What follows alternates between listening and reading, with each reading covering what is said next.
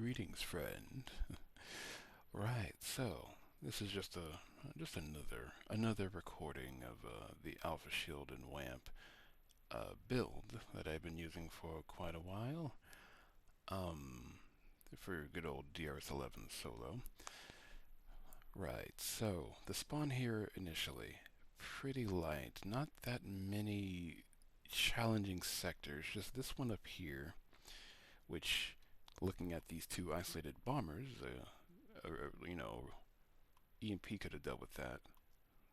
And then this one down here, which I did not see initially, but yeah, normally I would use Alpha and Wamp in the beginning to knock out really tough sectors. Sectors that are so tough that EMP and decoy likely won't be enough to deal with them. Now, normally that would be the Phoenix sectors. If there's like a Phoenix in this sector here with the bomber and the Guardian, EMP could deal with that, but I'd be using all of my modules on one sector, which, I don't really care about being efficient, but that would be a little rough there. Or if it's a Hydro sector with the Sentinels and the Guardians and the Storm and a Phoenix and possibly a bomber as well, I'll use a Alpha and Whip on that. But luckily, or possibly unluckily, sadly, that's pretty rare to see phoenixes in these three sectors by the well, not jump gate, the entry the entry point, I guess you could say. So because there's no phoenixes, I can use Alpha and Wamp on the bombers. And initially I thought there was just this sector here, so I was like, well, I don't need to use all of my Alpha and Wamps on these. So initially hit this one first. I believe that Guardian there kind of blocked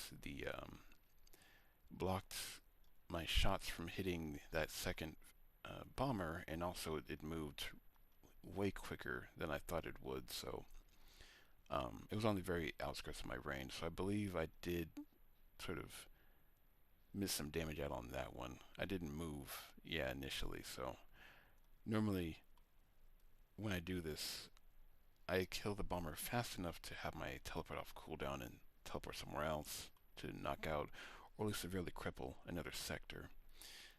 This one had to stay in the sector because this bomber was being very fast, which is funny because bombers are amongst the slowest Serbs in the game, but it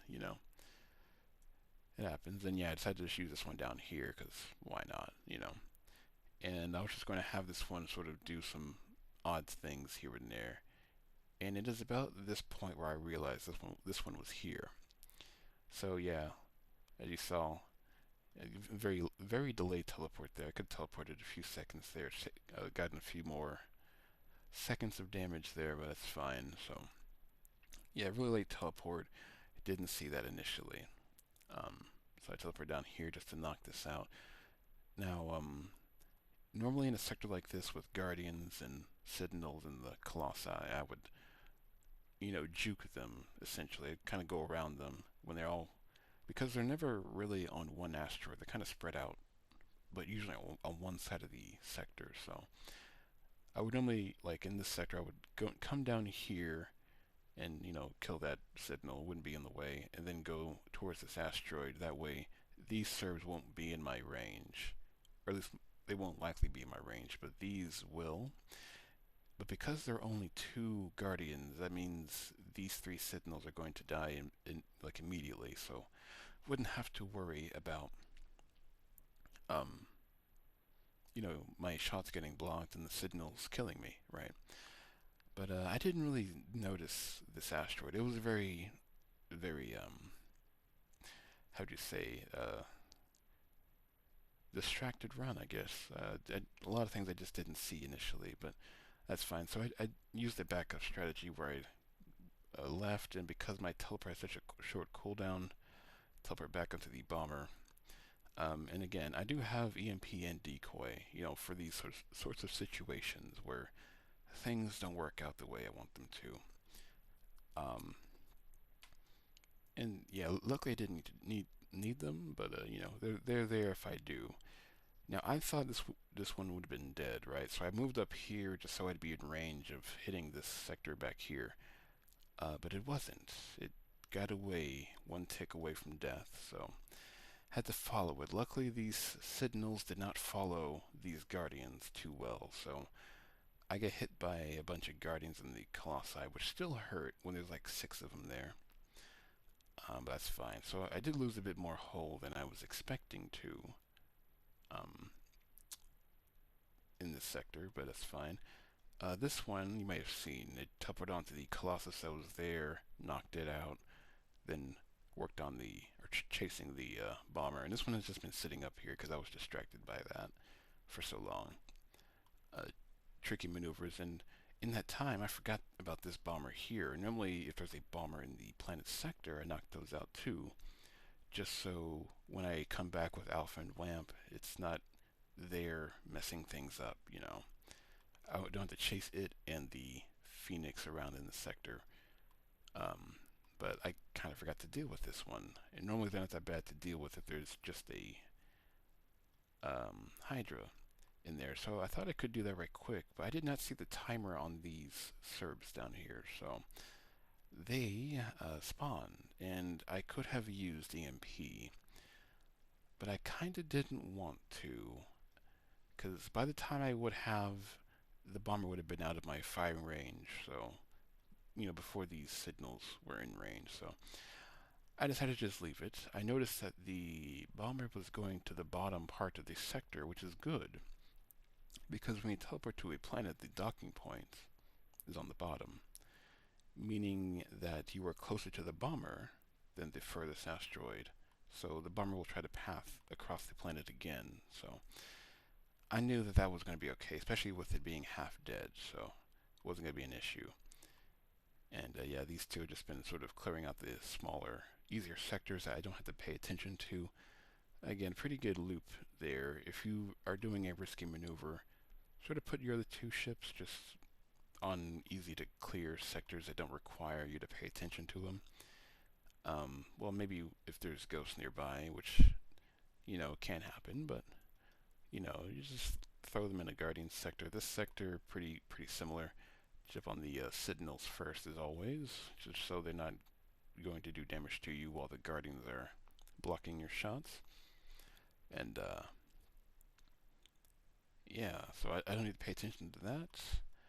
Came down here, the bomber rockets were within the Phoenix shield, so I decided to just move up a little bit. Don't want to take any splash damage if I have already.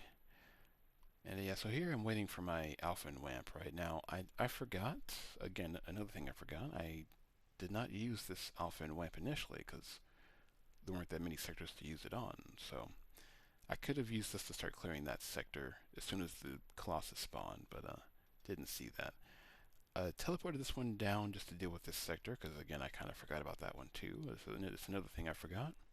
Very forgetful run, this one. And in its place, I decided to just use this one to knock out that storm. Why I use this one to clear instead of that one? I guess the hull is a little higher. I guess that's why.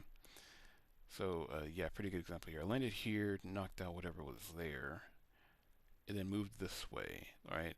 You always want to land where there's very little Serbs initially, and then sort of go around them, you know, juke them, as it were. I mean, this is a pretty light Colossus trash sector, I guess you could say.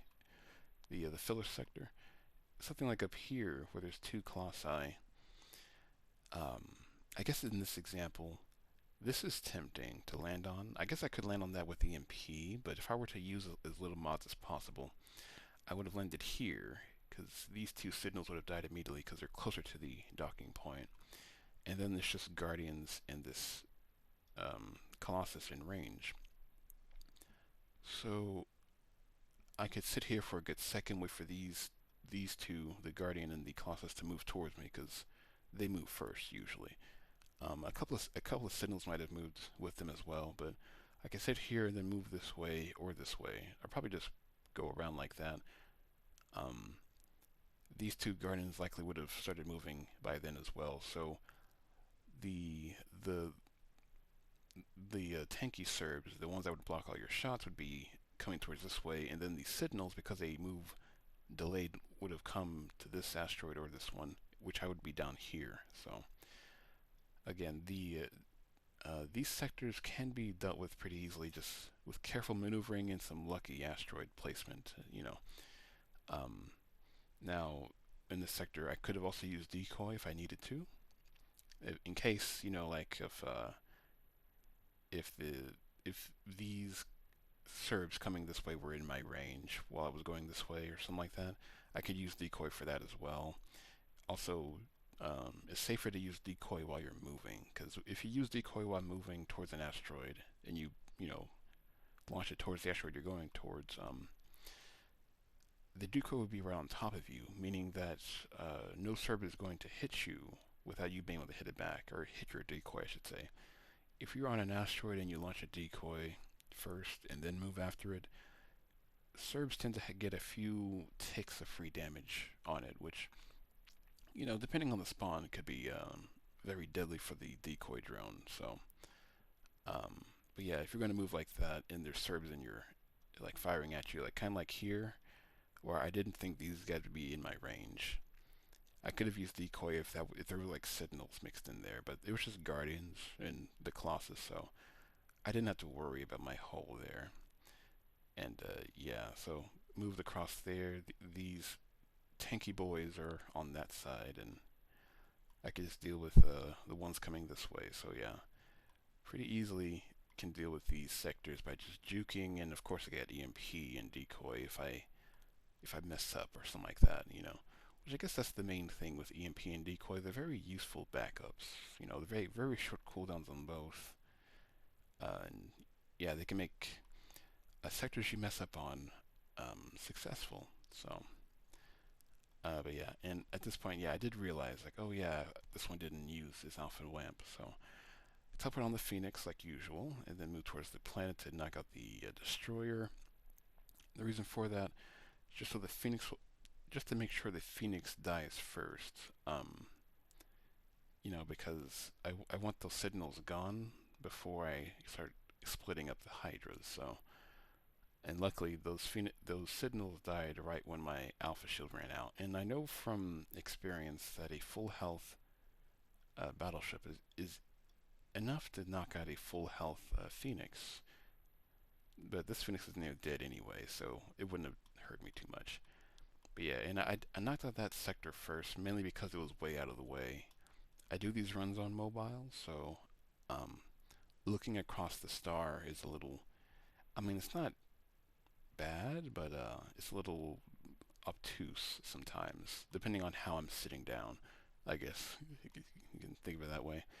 So I knocked out this one first, and because I knew that this battleship could easily just knock out that planet, I ignored it. And normally I would try to keep an eye on that in case any ghosts spawn nearby, but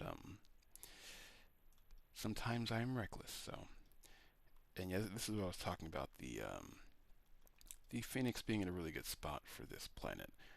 Because when you teleport down to here, it'll try to go above the planet because it's further from the docking point, which is where you are. Luckily, that destroyer happened to be outside of the Phoenix's shield, and the Phoenix was a little slow, just like I was in the beginning, to move. So now I should have moved towards the Phoenix because the Phoenix is kind of isolated. Like there's some Serbs in range, yes, but I would have hit the Phoenix first. I moved towards the group of Serbs instead, which means that, well, combined with the damage I dealt to the Hydra initially, means that, yeah, my shots were getting blocked. So the Hydra would outlast the Phoenix would outlast the Hydra in that situation. So not the best ideal situation. This is more of what I try to aim for. Land on the Phoenix, sit there for a few seconds, which can make these things like the smaller stars move towards this asteroid or wherever you land.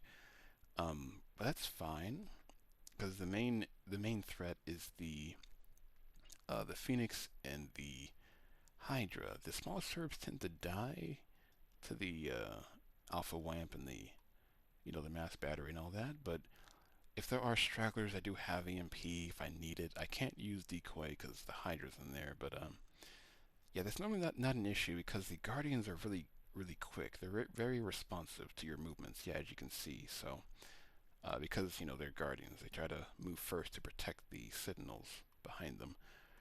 So that's normally not a big issue.